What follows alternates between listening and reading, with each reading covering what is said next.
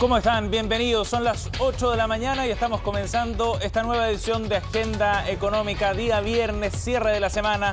Gracias por acompañarnos a esta hora del día. Comenzando una nueva jornada, 30 minutos con las informaciones para que ustedes empiecen el día con los datos que hay que saber y los temas que están marcando la agenda. Comenzamos de inmediato con nuestro resumen de noticias y de los asuntos que vamos a ir profundizando a continuación en estos 30 minutos. Ayer el gobierno encendió literalmente el 5G en nuestro país. Después de una licitación que fue, recordarán ustedes, bien exitosa, donde hubo mucho interés, el gobierno ayer dio inicio al proceso ya para la comercialización del 5G, que desde hoy está operativo ya y disponible, por supuesto, para aquellas empresas que ganaron la licitación. Entel, WOM y Movistar ya pueden ofrecer este servicio a sus clientes, y aquellos clientes que tengan efectivamente equipos compatibles con esta nueva tecnología podrán empezar a ocuparlo ya en los próximos días. Es un avance importante, un salto muy relevante desde el punto de vista tecnológico del desarrollo de las telecomunicaciones. Llegará al 90% del territorio nacional y supone un cambio muy relevante desde el punto de vista de los sectores productivos. Para la medicina, para la agricultura, industrias, puede generar cambios bien relevantes. Ya estaremos revisando más detalles y el mensaje del presidente Piñera en el lanzamiento que se hizo el día de ayer. Por otro lado, se viven las últimas horas antes del balotaje de este domingo. Ayer los candidatos cerraron sus campañas. Tanto José Antonio Kast como Gabriel Boric lo hicieron aquí en Santiago con multitudinarias concentraciones. Y en el mundo económico también se mueven las últimas piezas de apoyos o no a cada uno de los candidatos. Ayer, por ejemplo, se pronunció la Asociación Gremial de Emprendedores. Hubo también una carta firmada por destacados economistas a nivel internacional en apoyo a Gabriel Boric. Mientras tanto, otros deciden manifestar su voto nulo, como el ministro de Hacienda, expresidente del Banco Central, José de Gregorio. De esa forma se mueven, como decíamos, los últimos mensajes en esta antesala de una elección que será muy relevante para nuestro país y que podría tener importantes efectos económicos también. Vamos a estar revisando parte de eso en minutos. Hablaremos también de minería porque Bank of America publicó un auspicioso informe proyectando los precios de los metales a nivel internacional y pone el foco en particular a dos que nos importan mucho. El cobre, nuestro principal producto de exportación, que tendría el próximo año un precio más alto que el promedio de este año. Bordearía los $4.05 la libra. Mientras tanto, el litio también tiene muy buenas perspectivas. De hecho, el banco subió al alza su proyección de precio para el próximo año en más de 60%. La razón fundamentalmente tiene que ver con problemas de oferta. Ya revisaremos el balance que hizo Bank of America y la proyección pensando en el próximo año. Y por otra parte, la pensión garantizada universal, la PGU, que lanzó el gobierno la semana pasada, se ha tomado la agenda en el Congreso en los últimos días. Están a la espera del ingreso de este proyecto y eso podría quizás ocurrir en el día de hoy, porque este proyecto tiene que pasar primero por el Consejo Consultivo Previsional y esa instancia va a tener una reunión, según dijo el diario El Mercurio, el día de hoy, en la que se va a analizar precisamente el detalle de este proyecto y eso le daría luz verde ya para llevarlo al Congreso. De todas maneras, ha estado en la agenda de los candidatos presidenciales y de sus comandos, que ven con ciertos reparos algunos detalles de este proyecto. Si bien la iniciativa de una pensión universal está en ambos programas de gobierno, hay diferencias respecto a la gradualidad y los montos que son bien relevantes para el debate legislativo que viene pronto. Veamos qué ha ocurrido también con los mercados. ¿Les parece? Revisemos los datos del día de hoy. Después de un jueves que había sido bien positivo para las bolsas, estos son los resultados a esta hora en Europa, con el Eurostoxx cayendo 0,99%. Londres a esta hora sube cae 0,17%, mientras que el DAX alemán está cayendo a esta hora 0,8%. El Nikkei más temprano también caía con fuerza 1,79% en una jornada de tendencia negativa. ¿Qué fue lo que ocurrió con el IPSA en el día de ayer? Tuvo una fuerte subida el indicador bursátil local después de un inicio de semana que había sido bien oscuro, asociado fundamentalmente a la carrera presidencial. Sin embargo, ayer repuntó nuevamente 2,83% para el indicador local, que llega a 4.392 puntos. Por su parte, el dólar interbancario cayó también y llegó a 847 pesos. Bien, empezamos revisando entonces detalles asociados a esta carrera presidencial cuando quedan cerca de 48 horas para que sepamos quién será el próximo presidente de nuestro país. Ayer ambos candidatos hicieron cierres de campaña multitudinarios aquí en Santiago, pero también han sido horas en las que distintos actores, algunos muy relevantes, van haciendo una serie de definiciones políticas precisamente respecto a los dos candidatos. Y ayer, por ejemplo, fue el turno de la Asociación Gremial de Emprendedores de Chile, encabezada por Juan Pablo Suet, quien divulgó un video con un análisis de la propuesta que ha hecho Gabriel Boric, en particular para las pymes, con una mirada bien crítica respecto a lo que significaban algunos de los cambios propuestos por el programa del candidato de Apruebo Dignidad. No manifestó un apoyo explícito a José Antonio Kast, pero sí se mostró muy crítico sobre lo que planteaba el candidato diputado por Magallanes, Gabriel Boric. Escuchemos a Juan Pablo Suet, líder de la Asociación Gremial. La reducción de la jornada laboral a 40 horas, el aumento de las cotizaciones de un 8% adicional y la obligación de pagar un sueldo mínimo de 500.000 pesos son temas que el equipo de Gabriel no consideró, sobre todo cuando para ayudar a las pymes a pagar un sueldo mínimo mayor tiene un costo de 2.000 millones de dólares para el Estado. Los emprendedores de Chile no pueden aceptar un programa de gobierno que hará quebrar a miles de micros, pequeñas y medianas empresas de nuestro país. Las MIPYMES de Chile no debiéramos votar por un presidente que desconoce nuestra realidad.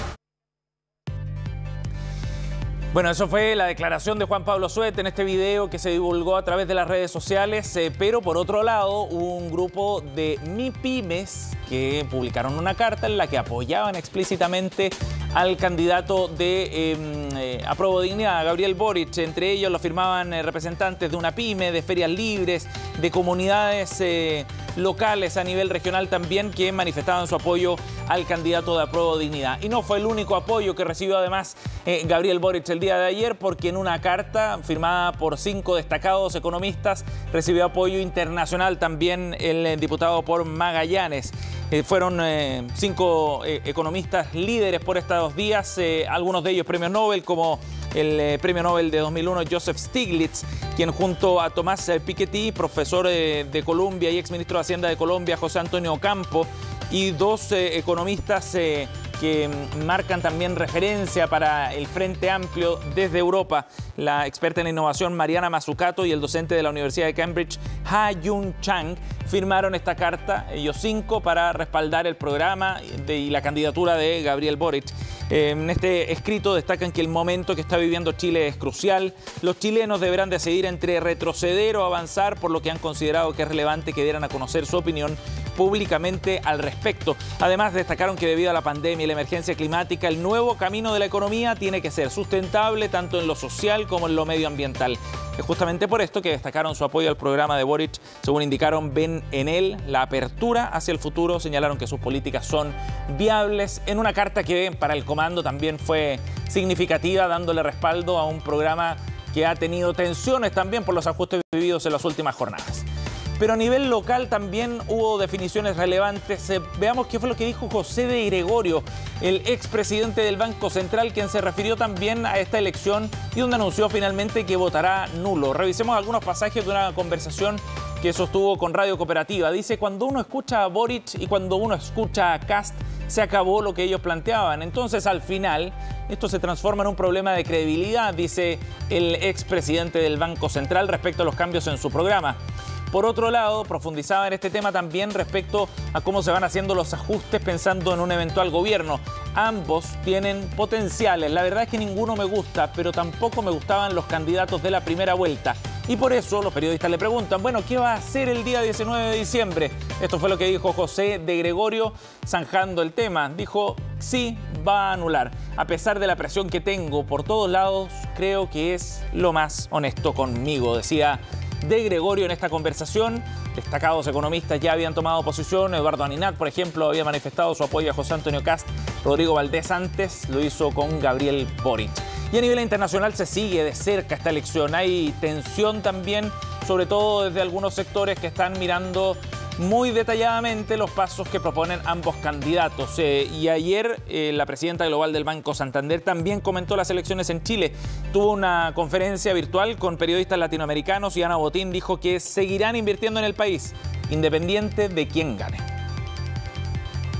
Nuestro compromiso en Chile es de largo plazo. En el caso de Chile, igual que en los demás, trabajamos por el progreso de las personas y empresas, y esto es independiente de los gobiernos que los ciudadanos libremente elijan. Siempre decimos que trabajaremos con los gobiernos que los ciudadanos elijan y les apoyaremos en todo lo que podamos. Estamos trabajando en el país con visión de largo plazo, estamos invirtiendo y seguiremos invirtiendo y queremos hacerlo con el gobierno de nuevo que elijan los ciudadanos.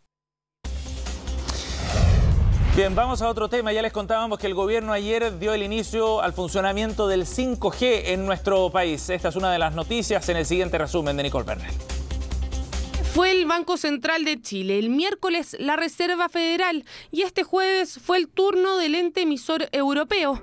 El anuncio estuvo marcado por el fin de su plan de estímulos en marzo, el que fue impulsado principalmente por la pandemia. El término del plan ocurrirá para poder contener la crisis inflacionaria en la zona euro. Sin embargo, potenciarán la compra de activos de su habitual programa convencional, duplicando a 40.000 millones de euros al mes a partir del segundo trimestre, para evitar tensiones financieras y así en octubre volver a la compra habitual de 20.000 millones de euros. Además, al igual que la Fed, el BCE anunció que mantendrá sus tasas de interés. Buenas noticias para el cobre. Tras 4 jornadas consecutivas a la baja, este jueves el metal rojo subió 2,33%, quedando en $4,31 la libra, cifra que podría aumentar según proyecciones de Goldman Sachs. Y es que el banco de inversión estadounidense estima que el valor del cobre podría llegar a $6,80 en 2024. La razón, el déficit en el mercado, situación que ya está siendo observada y que prevén que en los próximos 3 años se acentúe llegando a una crisis de oferta en 2025, lo que impulsaría el precio del commodity. La previa al balotaje de este domingo ya lo siente el dólar. A mitad de semana superó los 850 pesos. Sin embargo, los anuncios de la Fed habrían tranquilizado la escalada de la divisa norteamericana, la que cerró finalmente en 845 pesos. Desde el otro lado, el mercado está optimista y por segundo día terminó su jornada al alza, subiendo 2,83%.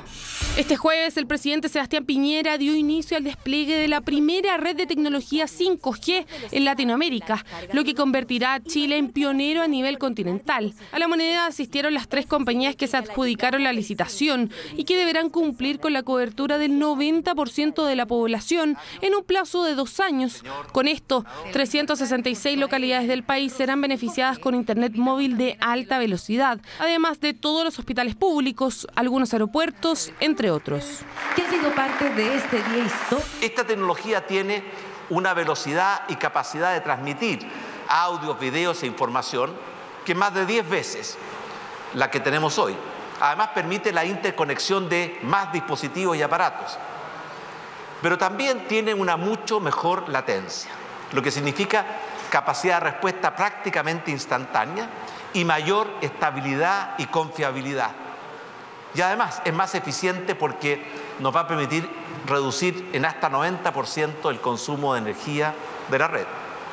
Si bien sabemos que la pandemia retrasó varios procesos, hay uno en particular que está preocupando. La cantidad de nuevos pensionados va en picada. Entre enero y octubre de este año han caído 13% respecto al mismo periodo de 2020.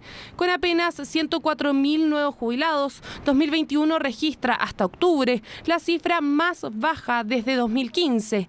La pandemia, posiblemente los retiros de fondos y la mala rentabilidad de los más conservadores han incidido en la cifra.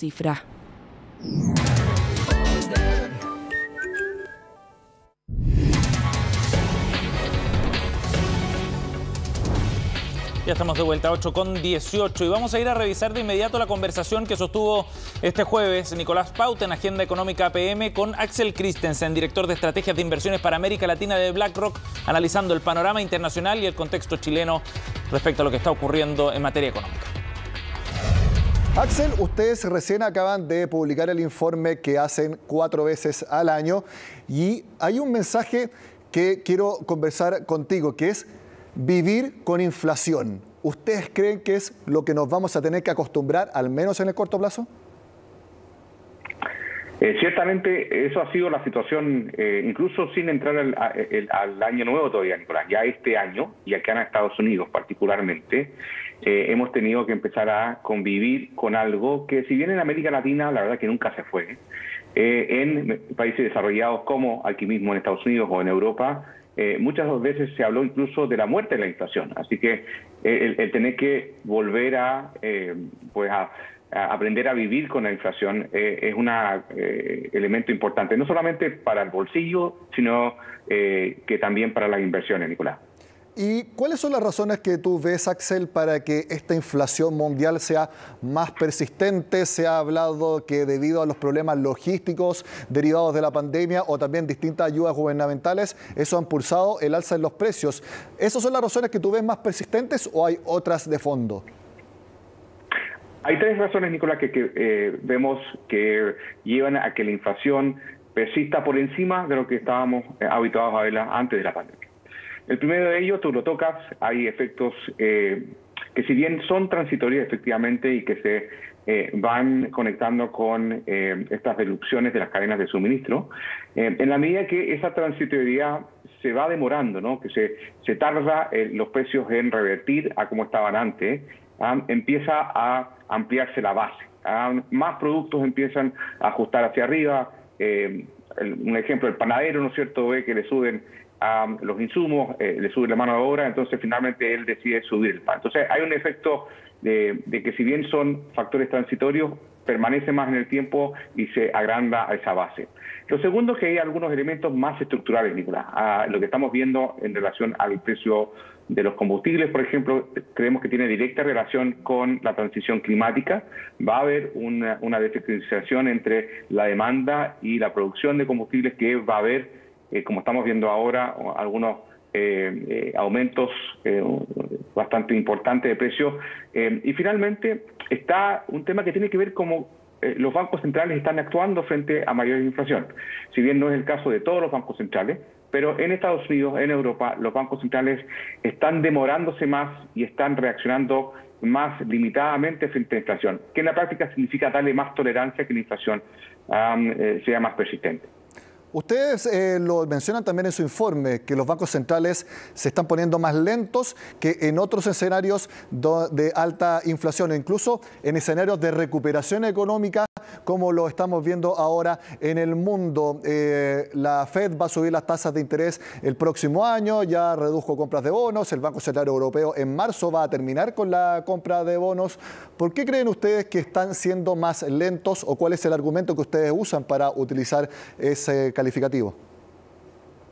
Bueno, partamos, Nicolás, que probablemente con los registros que estamos viendo actualmente de inflación, en ciclos anteriores hace rato que los bancos centrales habrían empezado a reaccionar. Entonces, ya el punto de partida actual ya demuestra cierta demora en la reacción. Ahora, esto tiene que ver con lo que ya mencionábamos, un elemento más transitorio de la inflación, aunque en sus declaraciones recientes la Fed fue muy cuidadosa en sacar ese término de sus expectativas, pero también tiene que ver con un cambio en la manera en que los bancos centrales han abordado la inflación.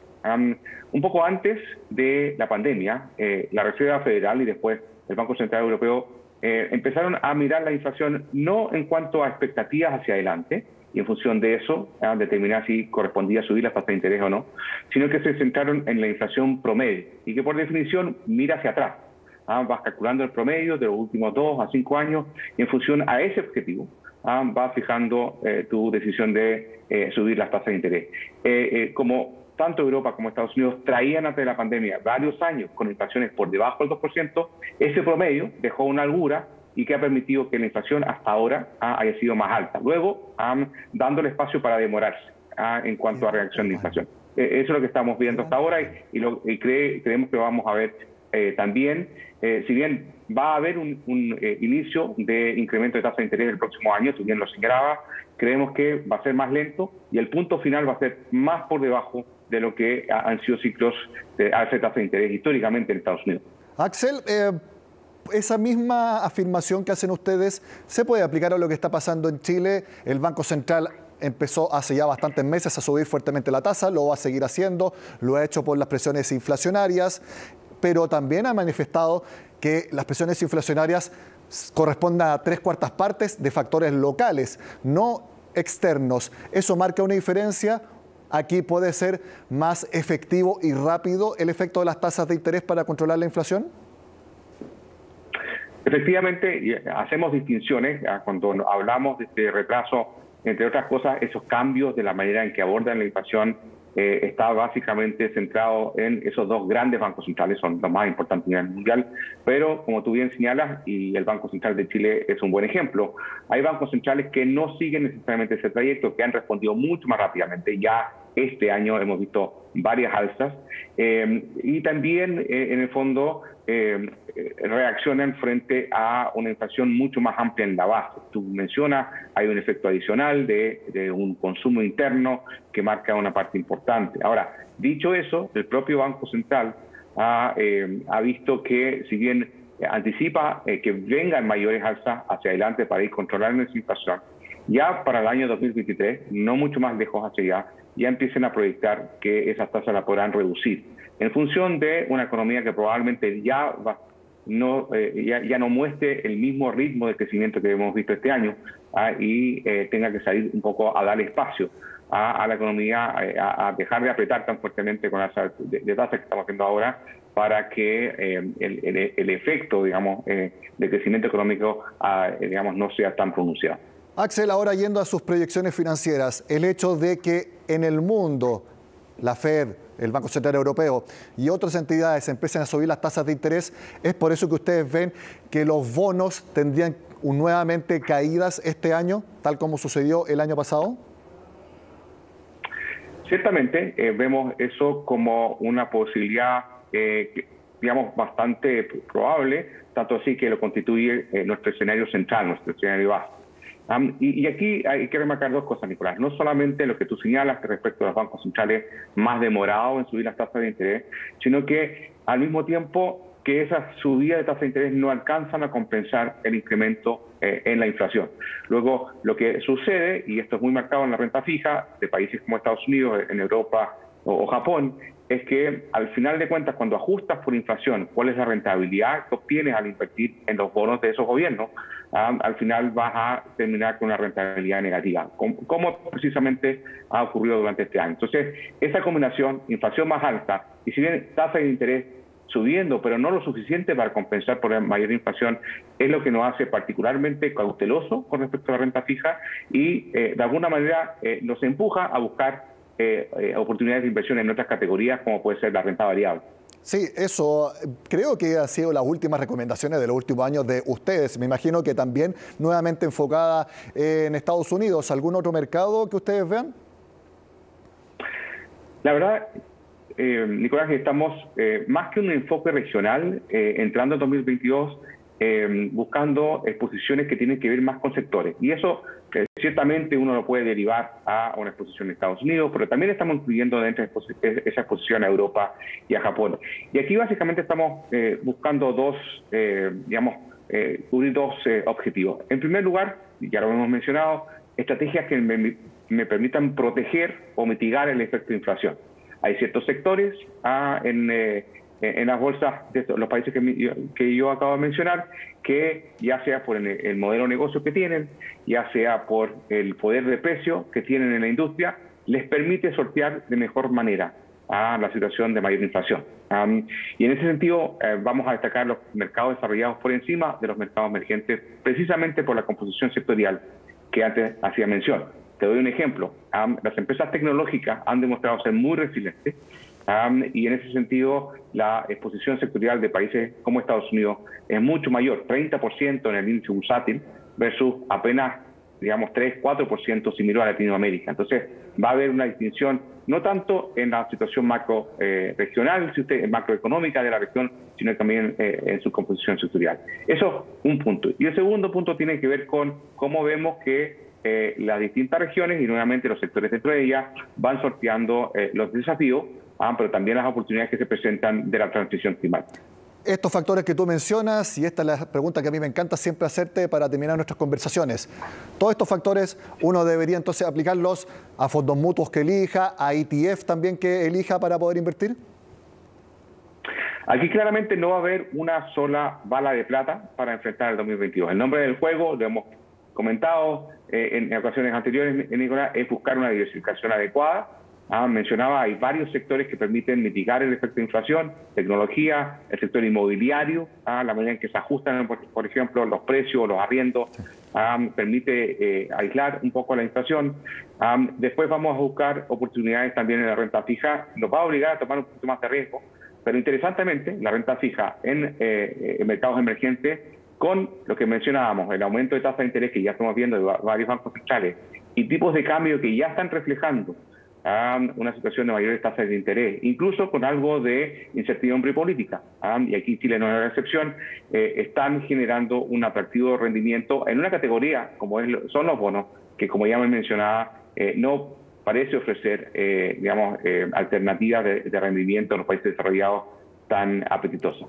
Axel Christensen, director de estrategia para Latinoamérica de BlackRock. Siempre es un placer poder conversar del escenario económico internacional y de inversiones contigo. Te mando un abrazo. Muchas gracias, Nicolás. Hasta pronto. 8:30, estamos cerrando Agenda Económica. Vienen las noticias internacionales en Conexión Global. Que tengan buen día.